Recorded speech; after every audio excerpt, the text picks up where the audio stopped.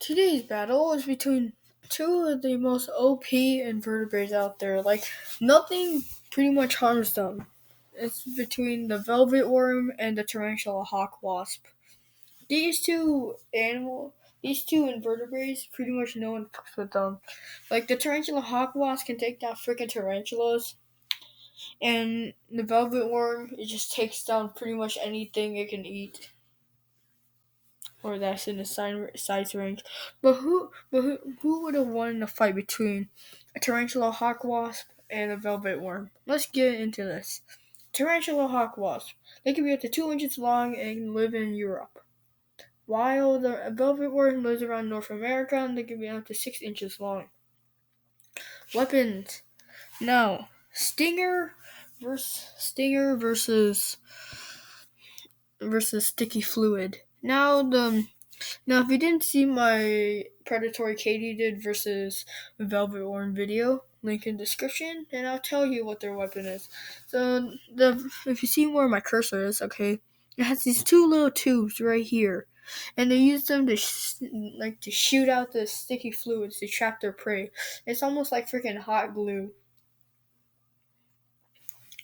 And this traps the insects, and then the velvet worm just injects them with some like goo, injects them with some poison or venom. It turns the insides into mush, and then just eats it.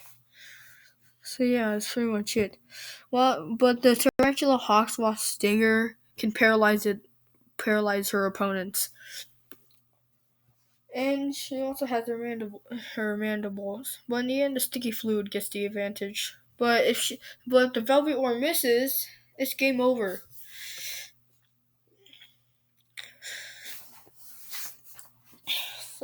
So yeah, but mandible. Okay. When it comes to stinger versus sticky fluid gets the advantage. No, it's actually a tie when it comes to sticky fluid versus stinger. Okay, mandibles get the advantage because there's no other. The worm doesn't have any other weapons. But anyway, so yeah, that's pretty much it. So yeah. Okay, X factors. The velvet worm blends in surprisingly with the environment it lives in.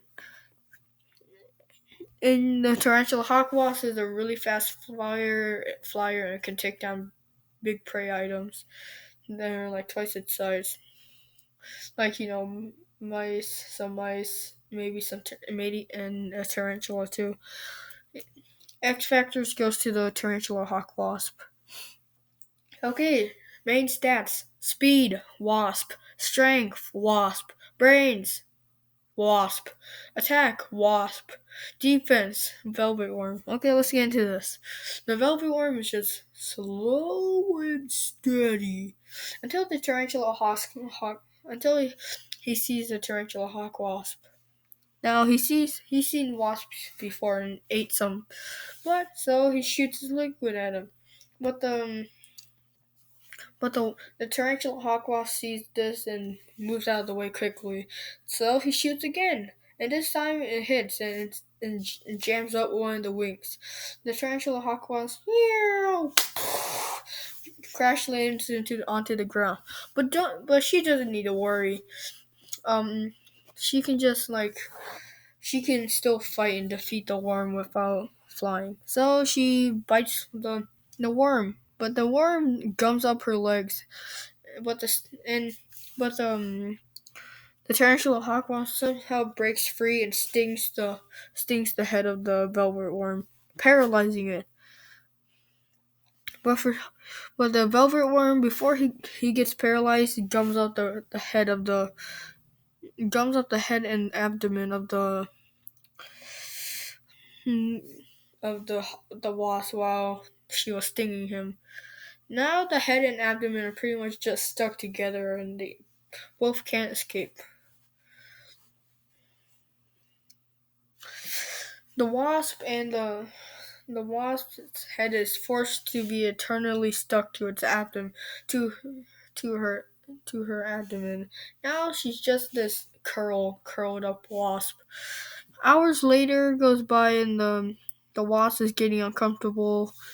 She's about to die, and that's when the velvet worm breaks out and gets out of his paralyzing moment and paralyzing pose. And yeah, the velvet worm just no, the velvet worm no the velvet worm just stays there, you know, just dead, just staying there. And then the wasp just dies of starvation and being curled up in a ball all day. And the velvet worm is just staying there, but then eventually, but slowly, gets up and eats his meal. Nah, I'm just kidding. He gets swooped up by a bird. It's a tie. But who do I think would have won this fight? I think the tarantula hawk wasp wins around 51%. No, 51.1% of the time. It's just that both of these invertebrates, they have very unique weapons that are really effective against each other. But and like it's like one it's like It's like it could go either way. The velvet worm could just stick up the tarantula hawk wasp's wings and just finish it off. But the tarantula hawk wasp can dodge the sticky fluid and sting it in the head multiple times. It's just back and forth. But in the end, I think the mobility of the wasp helps it win this fight. But who do you think would have won this battle? Let me know in the comments down below. I'll see you guys later. Make sure to subscribe. Okay, bye bye.